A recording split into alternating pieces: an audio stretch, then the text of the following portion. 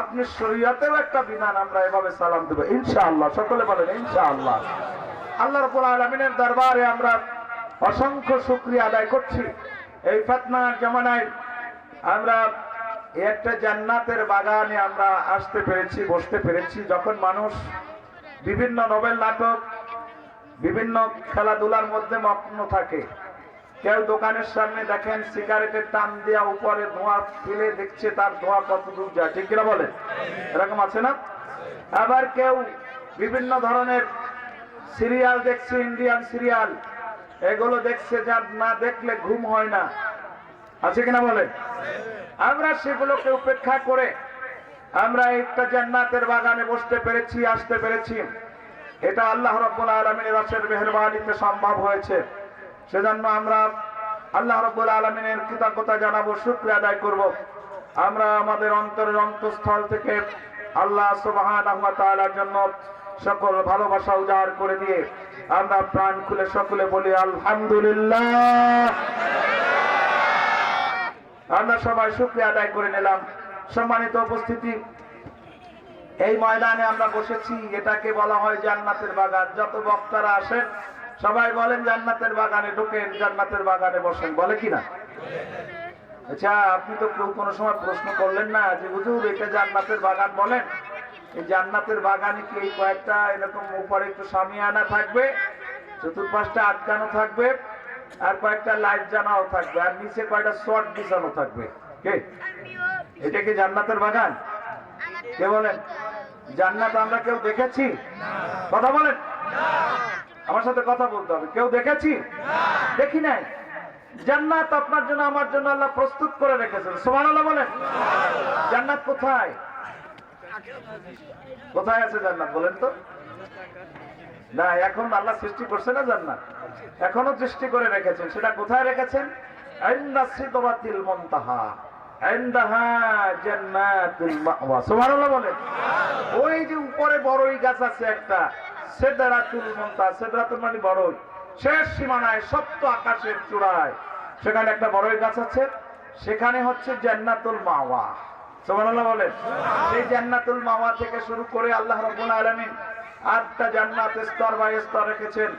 একেবারে অষ্টম সর্বশ্রেষ্ঠ যেটা জান্নাত, যেটাকে জান্নাতুল ফেরদাউস বলা হয়, সেটা হচ্ছে আল্লাহ রাব্বুল আলামিনের আরশের নিচে। সুবহানাল্লাহ বলেন। কোথায়? আরশের নিচে। হযরত আসিয়া, ফেরাউনের স্ত্রী আসিয়া যখন কলেমা পড়ে মুসলমান হয়ে গেল, মুসা আলাইহিস সালামের উপর ঈমান আনলেন, ফেরাউন টের পেয়ে গেল। ফেরাউন তো ছিল প্রতাপশালী অত্যাচারী শাসক। নিজের ক্ষমতাকে দীর্ঘায়িত করার জন্য ছেলেদেরকে জবেহ করত। ৮০,০০০ সন্তানকে, ছেলে সন্তানকে জবেহ করেছে মায়ের কোল থেকে নিয়ে।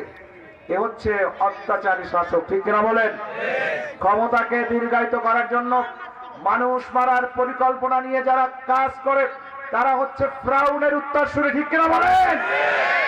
সম্মানিত হাজিরিন, ফেরাউন এটা করেছে। সেই ফেরাউনের স্ত্রী কলেমা পড়ে মুসলমান হয়েছে। কার উপরে? মুসা আলাইহিস সালামের উপর। কার উপরে? মুসা আলাইহিস সালামের উপরে। তাকে বলল, তুমি যদি আমাকে খোদা না মানো, ফেরাউন বলছে, তাহলে তোমাকে আমি হত্যা করব। শাস্তি যা দেওয়ার ছবি দিয়েছিল।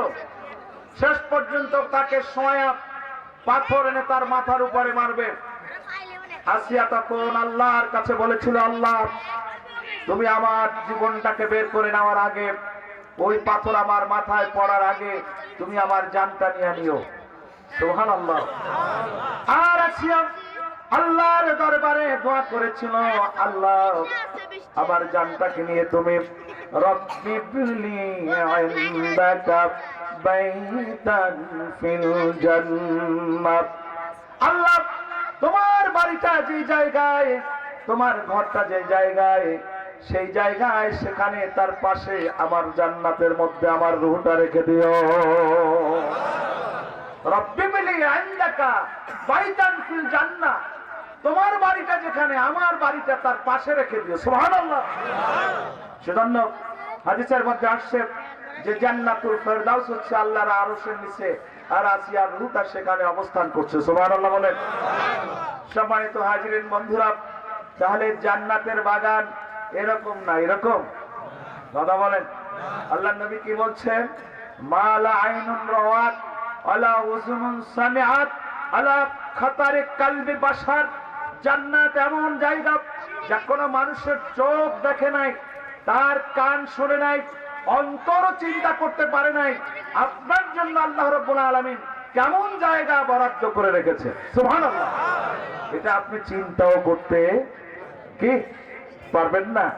জান্নাতের সবচাইতে যে লোকটা সবার শেষে জান্নাতে প্রবেশ করবে, সবার শেষে, সেটা যখন জান্নাতের দিকে তাকাবে তখন তাকে দেখানো হবে, দেখো তোমার বাড়ি, তোমার ঘর, তোমার বিল্ডিং। সেই বিল্ডিং গুলো এক একটা সোনার ইট আর একটা রূপার ইট দিয়া বিল্ডিং গাঁথা। সুবহানাল্লাহ বলেন। আমরা আমাদের বিল্ডিং করি 30,000 স্কয়ার ফিট, 3,000 স্কয়ার ফিট একটা বিল্ডিং, 10,000 স্কয়ার ফিট বিল্ডিং করলাম, এর বেশি আর আমরা করি না। হ্যাঁ, আর জান্নাতে যাকে সর্বনিম্ন বিল্ডিং দেওয়া হবে তার প্রত্যেকটা গাঁথুনি থাকবে সোনার রূপার ইট দিয়ে। সুবহানাল্লাহ বলেন। আর তার লম্বা হবে কতটুকু? নবী বলছে একজন মানুষের হেঁটে যাবে সেটা 100 বছর হাঁটতে যত সময় লাগে অতখানি থাকবে তার লম্বা। সুবহানাল্লাহ বলেন। এ থাকবে জান্নাতে। এখন আপনি বলবেন না যে এই যে হুজুর, এই সব বক্তারা এ কয় এইটা জান্নাতের বাগান, ঢোকেন ঢোকেন জান্নাতের বাগানে ঢোকেন, কিন্তু জান্নাতের বাগানে কি এই কয়টা লাইট টেক থাকবে আর কয়েকজন চেয়ার দিয়ে হুজুরে বড় থাকবে নাকি? কে বলে? হ্যাঁ বাবা, এটা জান্নাতের বাগান এই হিসাবে বলা হয়েছে যে আপনারা মনে করেন এই আমি আসার সময় ধামরাই আসলাম, হ্যাঁ, বাস নামলো, সেখান থেকে পাকিজার সামনে নামলাম, সেখানে দেখি গাড়ি থামায় বলতেছেন এই আসেন গাজীপুর গাজীপুর গাজীপুর। কে বলে কিনা? ওখানে পাশে বলে এই আসেন যাত্রাবাড়ি, এই গাবতলি, বলে কিনা? আচ্ছা বলেন, এই যে পাকিজায় ওখানে বসে বাসের হেল্পার বলছে আসেন গাজীপুর গাজীপুর, এই পাকিজাটা কি গাজীপুর? কথা বলেন। হ্যাঁ, ওটা কি যাত্রাবাড়ি? ওটা কি সায়েদাবাদ? তবে কি উনি বোঝাতে চাচ্ছেন যে এই বাসে উঠলে পরে যাত্রাবাড়ি যাওয়া যায়, ঠিক কিনা বলেন? এই গাড়িতে উঠলে পরে ওই গাজীপুর পর্যন্ত যাওয়া যায়। তাহলে এইটাকে সকল ওলামায়ে কেরাম, বিশ্ব নবী বলছেন জান্নাতের বাগান মানে হচ্ছে এই বাগানে ঢুকলে জান্নাতে যাওয়া যায়, ঠিক কিনা বলেন? কোথায় যাওয়া যায়? জান্নাতে। কে কে যাইতে রাজি আছেন জান্নাতে? তার জায়গায় দেখা। নারে তাকবীর। আল্লাহ কবুল করুক, সকলে বলে না আমিন। আমরা এখানে যারা এসেছি, আমরা রাত্র অনেক হয়েছে, সাধারণত গ্রামে আমরা যে মফস্বল এরিয়ায় মাহফিল গুলো তাফসীর মাহফিল করি, এমন সময় বক্তা ভাত খাওয়া হয়ে যায়, কে মাহফিল শেষ মোনাজাত করে সে রওনা দেয়, আর আপনাদের এখানে কেবল শুরু করলাম। যতটুকুন সময় আমরা আলোচনা হবে আপনারা থাকতে রাজি আছেন তো? কে কে রাজি না একটু হাত জায়গায় দেখান। বলছি রাজি নেই, বুঝতে পারে না। আমরা সবাই থাকবো ইনশাআল্লাহ বলেন। ইনশাআল্লাহ, আল্লাহ কবুল করে, সকলে বলেন আমিন।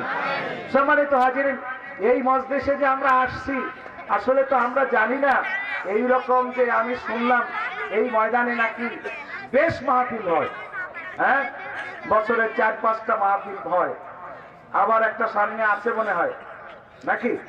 এখন এই যে মাহফিল গুলো হয় আর আপনারা আয়োজন করেন আর এখানে আসেন, এতে লাভ কি? এতে ফায়দা কি? কি পেয়েছেন? আমরা কেউ শুনি নাই, কিন্তু আজ পর্যন্ত শুনেছি এটা আমরা শুনি ফায়দা। তাফসীর ইবনে কাবিরের মধ্যে আল্লামা ফখরুদ্দিন রাজি রহমাতুল্লাহ আলাইহি তিনি বলেছেন যে সমস্ত জায়গায় এরকম ওয়াজের মজলিস হয়, মাহফিল হয়, সেই সকল জায়গায় যারা যায় তাদের জন্য আছে ফালাহু সাবউ কারামাতিন। আল্লামা ফখরুদ্দিন রাজি রহমাতুল্লাহ আলাইহি বলছেন যে ওই লোকগুলোর জন্য 7টা মর্যাদা আছে। সুবহানাল্লাহ বলেন। কয়টা মর্যাদা? 7টা মর্যাদা। সে 7টা মর্যাদার প্রথম মর্যাদা, যে লোকটা এই মজলিসে আসলো, সেই লোকটা ঘর থেকে যখন নামলো, নামার সঙ্গে সঙ্গে আল্লাহ রাব্বুল আলামিন তার উপরে তার রহমত নাজিল করতে শুরু করে দিল। সুবহানাল্লাহ। কি নাজিল করলো? রহমত। আল্লাহ যদি কাউকে রহমত দেন, এই দুনিয়ায় তার কি কোনো বিপদ আসতে পারে? কথা বলেন। পারে? পারে না। বিপদ আসবে না। আপনি এখানে এসেছেন, আপনার উপরে আল্লাহর রহমত নাজিল হয়েছে, এতে কি আমাদের কারো কোনো বিন্দুমাত্র সন্দেহ আছে? আল্লাহর রহমত ছাড়া আসা যায় না। বন্ধুরা, এই মাহফিল গুলো আল্লাহর রহমত, তার প্রমাণ এই মাহফিলে বসা নিয়ে কি আজ পর্যন্ত দেখছেন যে কোনো মজলিসে মারামারি হয়েছে? যাত্রায় মারামারি হয়, কি হয় না? কোন জায়গায় এই দুনিয়া সেখানে শয়তান থাকে, শয়তান এই কাজগুলো করে, কিন্তু এখানে রহমতের ফেরেশতারা থাকেন, এখানে অনবরত আল্লাহর রহমত নাজিল হয়। ঠিক কিনা বলেন? 2 নম্বরে হচ্ছে এই মজলিসে যিনি আসেন, যারা ওয়াজ শুনতে আসেন, তারা সবাই তলেবে এলেম। সুবহানাল্লাহ বলেন। সবাই কি? ছাত্র। সবাই কি? আপনি আমি সবাই ছাত্র। আমাদের মর্যাদা কি? আমাদের ইজ্জত। আমরা যখন কোনো জিনিস শোনার জন্য, আমল করার জন্য যাই, আল্লাহ নবী বলছে ছাত্রদের জন্য সমুদ্রের মাছ দোয়া করে। সুবহানাল্লাহ। গর্তের পিপিলিকা তার জন্য দোয়া করে।